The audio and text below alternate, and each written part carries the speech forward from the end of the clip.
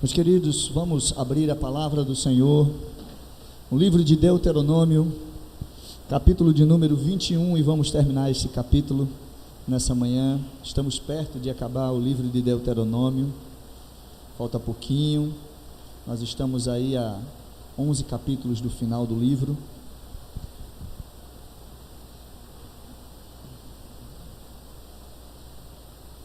Capítulo de número 21, versículos 22 e 23, nós vamos ler esses dois versículos, mesmo assentados, por favor, leia comigo com fé a palavra do Senhor, que diz assim: se alguém houver pecado passível da pena de morte, e tiver sido morto, e o pendurares no madeiro, o seu cadáver não permanecerá no madeiro durante a noite, mas certamente o enterrarás no mesmo dia, porquanto o que for pendurado no madeiro é maldito de Deus.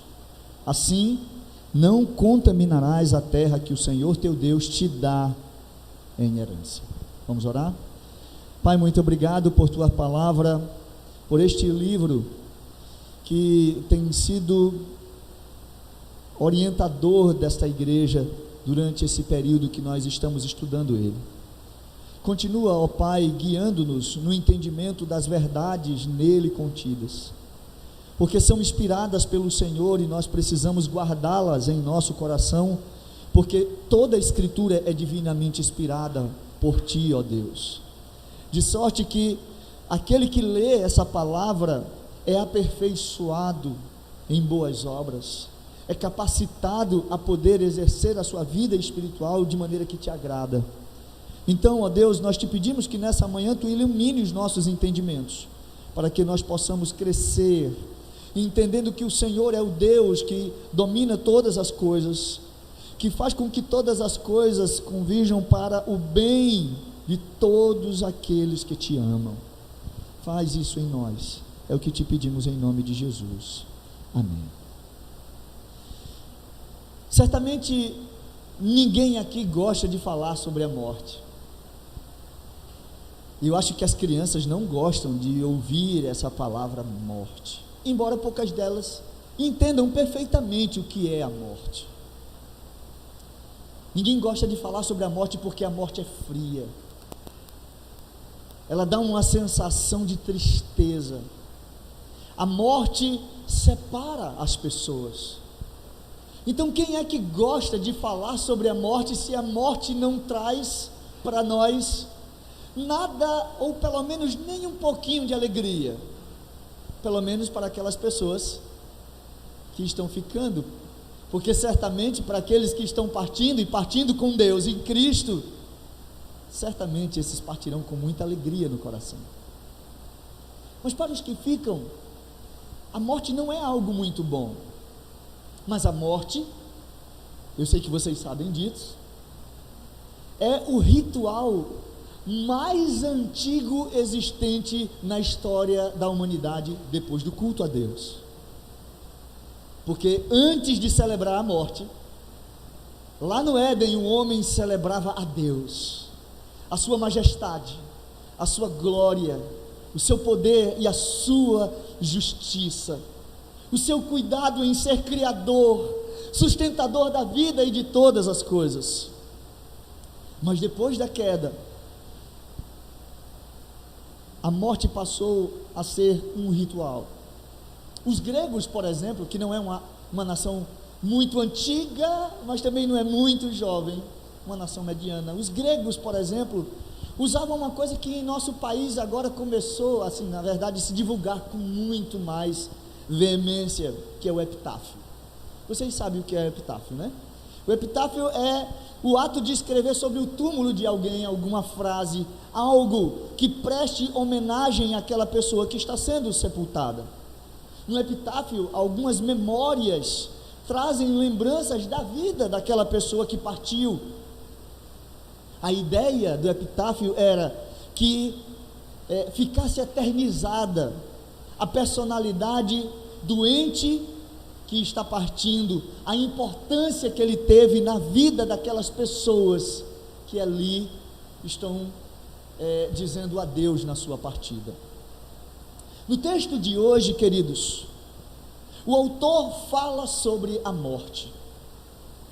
Só que ele não vai falar de uma morte em que a pessoa que está partindo é alguém que deva ser celebrada, ou melhor, lembrada com um epitáfio, falando das memórias da história que ele viveu, daquilo que ele fez enquanto estava em vida. Ele ensinou nesse texto de hoje sobre aquele que estava sob um julgamento e havia recebido uma sentença de morte, e como ele deveria ser tratado depois da sua morte, porque a terra em que eles entrariam era uma terra de herança do Senhor e ela não poderia ser contaminada.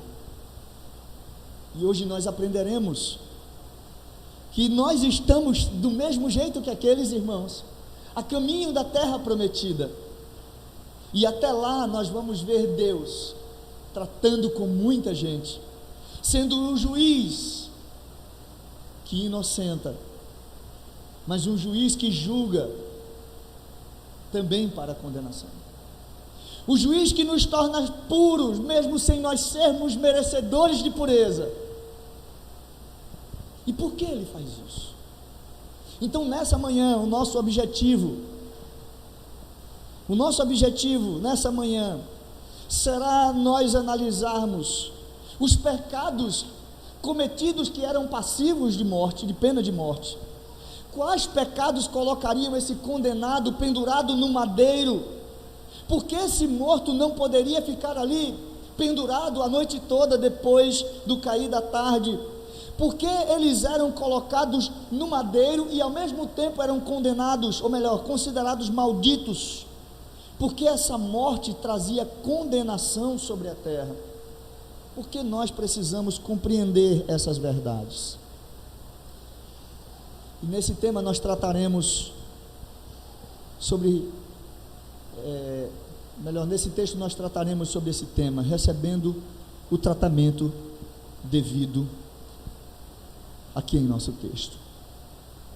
E que tratamento Deus dá, queridos, para alguém que debaixo desse sol está vivendo a sua vida e acha que nada, absolutamente nada virá ou acontecerá com ele? Porque nós esquecemos da responsabilidade que nós temos em vida. Muitas pessoas acham que isso aqui já é o inferno. Muitas pessoas acham que isso aqui é apenas o que nós temos para a vida. A única vida, na verdade, que nós temos é essa que nós estamos vivendo aqui. E se nós crêssemos assim, eu vou fazer uso das palavras do apóstolo Paulo. Ele disse que nós seríamos os mais miseráveis dos homens. Nós que servimos a Cristo estaríamos abdicando de tanta coisa que aparentemente é boa para nós, que nós seríamos os mais miseráveis dos homens, porque deixaríamos de viver uma tonelada de coisas. Então esse texto, ele é para nós um desafio para repensar a nossa fé, de que aqueles que vivem aqui uma vida na presença de Deus receberão um tratamento devido até na sua morte, assim como aqueles que não conhecem a Cristo também receberão o seu tratamento. E que tratamento então nós temos recebido de Deus debaixo desse sol? Primeiro, a gente precisa olhar para o texto e ver que o texto mostra para nós que o tratamento que nós recebemos é a morte como salário devido para quem vive na prática do pecado. Olha o que diz o verso 22: se alguém houver pecado passível de pena de morte, ou seja, não eram todos os pecados como pena de morte, mas todo o pecado, segundo Paulo, gera a morte, e tiver sido morto, e o pendurares no madeiro. Esse verso 22 mostra para nós que aquela pessoa que vivia na prática do pecado, e em pecado que fosse passivo de pena de morte, algumas coisas deveriam acontecer. Mas antes de mais nada, deixa eu relembrar a vocês quais eram os pecados que eram passivos de pena de morte. Porque existiam pecados, embora pecado é qualquer afronta à pessoa de Deus, e nós sempre quando pecamos precisamos lembrar isso, e as crianças precisam aprender isso também. Deixa eu explicar para vocês. Crianças, quando vocês desobedecem, quando vocês pecam, porque criança também peca, tá, gente? Só para lembrar que não é porque é criança que não peca, não, peca também, tá? Quando nós pecamos, antes de nós ferirmos a pessoa que nós tratamos, antes de mais nada, nós ferimos a pessoa de Deus. Então, antes de pecar contra o amiguinho na escola, a gente peca contra Deus. Antes de pecar contra o papai e a mamãe, a gente está pecando contra Deus. Porque todo pecado, em primeiro lugar, é uma afronta contra Deus. Então, deixa eu explicar aqui, lá no Antigo Testamento, crianças, nesse tempo do Deuteronômio, alguns pecados eram passivos de morte. Quando as pessoas cometiam ele, elas morriam. Por exemplo, se a pessoa assassinasse alguém, assim como ela assassinou essa pessoa, ela também seria morta. Então, Gênesis capítulo 1, versículo 6, Êxodo capítulo 21, versículo 12, vai falar que assassinato era passível de pena de morte. Depois você pode pegar os textos comigo. Agredir o pai ou a mãe, vocês sabiam que a agressão ao pai e à mãe era digno, era um pecado que gerava pena de morte? Veja comigo, Êxodo capítulo de número 21, versículo de número 15, Êxodo 21, versículo 15, ele diz assim: quem ferir seu pai ou sua mãe será, o que é que diz aí no texto? Será morto. Então, hoje, diferente de antes, né? O filho faz qualquer coisa com seus pais, mas agredir o pai e a mãe dentro da nação, do povo de Israel, era passível de morte. Sequestrar uma pessoa era um ato passível de morte. Olha, versículo 16 do mesmo capítulo: o que raptar alguém e o vender, ou for achado na sua mão, será morto. Sequestro era passivo de pena de morte. Amaldiçoar, primeiro bater no pai e na mãe era passivo de morte. Amaldiçoar também, falar contra o pai e a mãe também era passivo de morte. Versículo 17: quem amaldiçoar seu pai ou a sua mãe será morto. E aí existiam outros, por exemplo, praticar feitiçaria. Se você for lá para o capítulo 22, versículo 18 ao 20, ele diz: a feitiçaria não deixarás, ou melhor, a feiticeira não deixarás viver. Percebam, queridos, vários pecados eram passíveis de morte. Nós elencamos pelo menos uns 9 aí. Praticar relação sexual com animal era passivo de morte. Oferecer sacrifícios a outros que não o Senhor, morte. Oferecer os filhos em sacrifícios a Moloque, morte. Adúlteros pego no ato, morte. Incesto, morte. Homossexualidade, morte. Está na Bíblia, não sou eu que estou dizendo não, tá? Para depois ninguém que está me assistindo querer me processar. Processe o livro dos livros. A palavra do Senhor nos mostra diversas questões que lá no passado eram passíveis de morte. E o texto da nossa abordagem nessa manhã é: se alguém houver pecado passível de pena de morte. Então, nós temos pelo menos esses pecados aqui, que eram passíveis de pena de morte. A questão é, quando nós olhamos para esses pecados, o texto nos diz um acréscimo dentro dele. Diz que quando eles estiverem passivos de pena de morte, e tiver sido morto, ou seja, a pessoa já estava morta, e o pendurares no madeiro, então veja que havia mais uma condição para esse morto.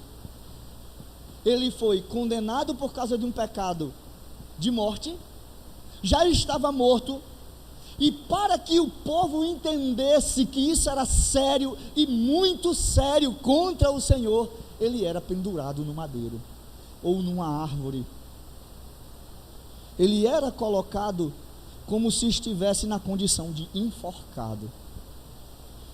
É interessante a gente explicar que essa morte no madeiro aqui não era morte de cruz, tá, gente? Por que não era morte de cruz? Porque esse tipo de morte de cruz, ele só vem a ser praticado na Pérsia, nos tempos de Alexandre o Grande. Então não era morte de cruz que está se falando aqui, mas uma exposição àquele que pecou contra o Senhor, contra a lei de Deus, e que foi passivo de pena de morte, e precisava ser mostrado para o povo que não deveria, o povo não deveria continuar praticando aquelas coisas. Então é uma questão importante aqui, crianças e todos aqui, nós observarmos o nível, o grau das coisas, porque Deus perdoa todo tipo de pecado, mas existem consequências no perdão de cada pecado cometido. Isso é muito claro para nós no texto, que não é porque eu faço qualquer coisa que Deus, na sua infinita graça e misericórdia, vai perdoar. Claro que Ele vai. Não existe esse pecado a não ser a blasfêmia contra o seu Santo Espírito, mas existem consequências, e as consequências nem sempre são tão leves como nós achamos que deveria ser. Porque as pessoas acham que, porque Cristo perdoou, porque Cristo ensina na sua palavra o perdão, a gente deve simplesmente ignorar aquilo que foi feito e vamos tocar a vida. E não é assim que a Bíblia ensina. A Bíblia ensina a tratarmos, inclusive para servir de exemplo, porque se não tivermos exemplo, vira banda voou, não é não? Vê no seu trabalho, se você está no seu trabalho e tem regras no seu trabalho, e você quebra as regras no seu trabalho, o que é que acontece? Advertência verbal, depois advertência por escrito, depois uma suspensão de alguns dias, ou de um dia, depois uma de 2, de 3, depois justa causa, porque você não cumpre as regras. Regras foram feitas para serem cumpridas, e aí a gente olha para a Escritura como um algo diferente. A gente olha para a Bíblia como se fosse, não, isso aqui, olha, é Bíblia, tem um pouquinho mais de graça aqui, e eu posso tratar isso aqui de uma maneira diferente, porque é Bíblia, porque é Deus, porque Deus é misericórdia. E onde está a justiça de Deus? E onde se coloca misericórdia sem justiça? Porque não dá para separar uma coisa da outra. Olha, por que eu exerço misericórdia? Porque eu sou justo. É assim que funciona. E ao olharmos para esse texto, a gente vê que é importante demais a gente perceber que esse condenado era colocado, era pendurado numa corda, numa árvore, prendendo o seu pescoço, para servir de advertência ao povo, no que diz respeito aos resultados colhidos na quebra das leis, dos estatutos e dos juízos do Senhor. Isso era importante. Se a gente pensasse que a gente está ferindo a Deus diretamente, a gente, teria um certo cuidado com algumas coisas. E se a misericórdia de Deus não nos alcançasse, coitado de nós. Queridos, Paulo fala isso em Romanos, capítulo 3, versículo 15, ele diz: o salário do pecado é... Vamos ver se vocês estão afiados aí, né? O salário do pecado é... E o dom gratuito de Deus...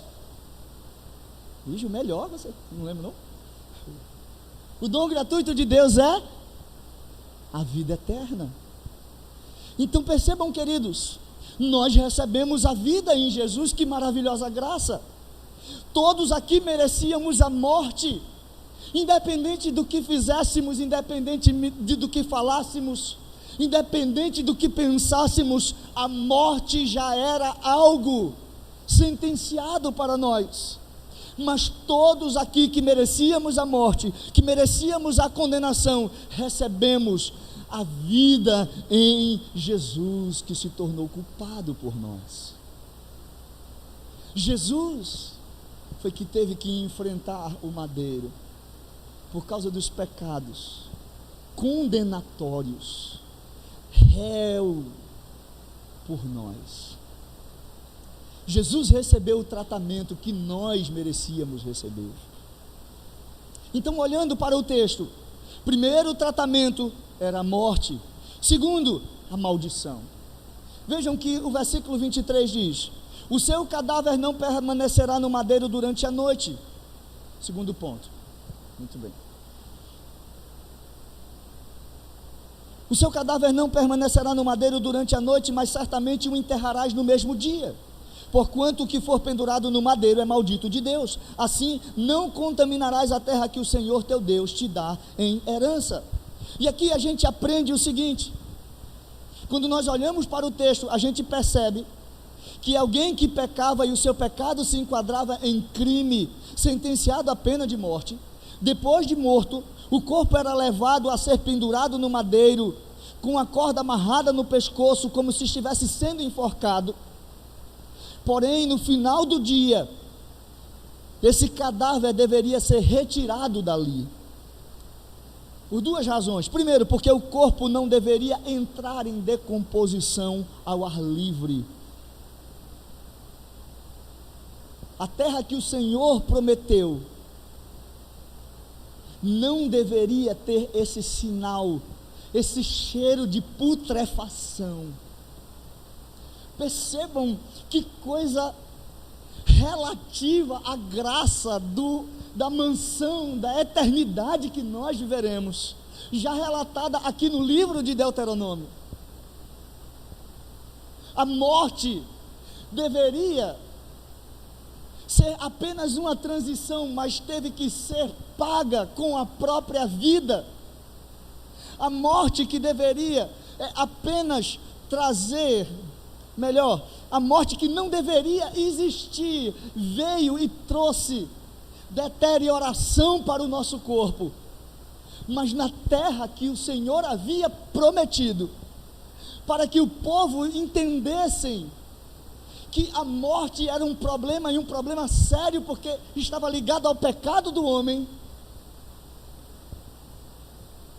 ele deveria ser exposto, mas não ao ponto de incomodar com um mau cheiro. E é interessante a gente perceber que também a terra não poderia ser contaminada. Ela não deveria ser tratada porque era herança, daquela forma, porque era herança do Senhor. O réu da pena de morte, além de tudo isso, ele ainda era considerado amaldiçoado por Deus. E vocês sabem o que isso significa, queridos? Significa que a razão da morte dele foi a quebra da lei de Deus, ao ponto dele se tornar separado da comunidade do povo do Senhor. Percebem a seriedade aqui do negócio? Por isso que Paulo, lá na carta aos Gálatas, no capítulo de número 3, versículo de número 13, ele fala algo interessante para nós. Se você quiser abrir, Gálatas capítulo 3, versículo 13, ele diz o seguinte: Cristo nos resgatou da maldição da lei, fazendo-se Ele próprio maldição em nosso lugar. Porque está escrito: maldito todo aquele que for pendurado no madeiro, para que a bênção de Abraão chegasse aos gentios em Jesus Cristo, a fim de que recebêssemos pela fé o Espírito prometido. Cristo tornou-se maldição por nós. Ele recebe a pena da morte e ainda é colocado em exposição no madeiro.